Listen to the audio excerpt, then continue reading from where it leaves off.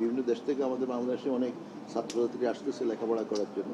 আমাদের দেশের ছেলে মেয়েরাও বিভিন্ন জায়গায় যাচ্ছে, বিভিন্ন দেশে যাচ্ছে তারা লেখাপড়া করার জন্য, তো শিক্ষার সুযোগ পাবে। আমাদের আগামী প্রজন্মের স্টুডেন্টরা তারা রাইটলি এডুকেটেড হবে এবং তাদেরকে নলেজ বেসড এডুকেশন অপরচুনিটিগুলো খুঁজে নিতে হবে। তো এই জন্য পেয়ারগুলোর মাধ্যম দিয়ে তারা হয়তো সুযোগ পাবে।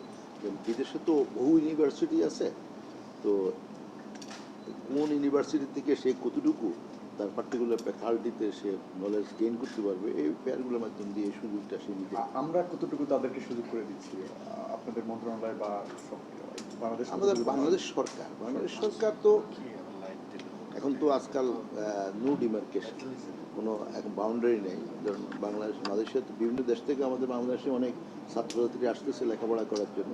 আমাদের দেশের ছেলে মেয়েরাও বিভিন্ন জায়গায় যাচ্ছে, বিভিন্ন দেশে যাচ্ছে তারা লেখাপড়া করার জন্য, তো শিক্ষার সুযোগ পাবে। অর্থাৎ এখানে তাদের বাংলাদেশে সে বড় হয়েছে, এখানে সে লেখাপড়া কিছু করেছে এবং এখানে যে শিক্ষা কালচার এগুলোতে যখন নাকি সে একটা নতুন এনভায়রনমেন্টে যাবে, সেখানে তো এনভায়রনমেন্টাল একটা চেঞ্জ আছে, সেই চেঞ্জ থেকেও সে কিছু শিখতে পারবে।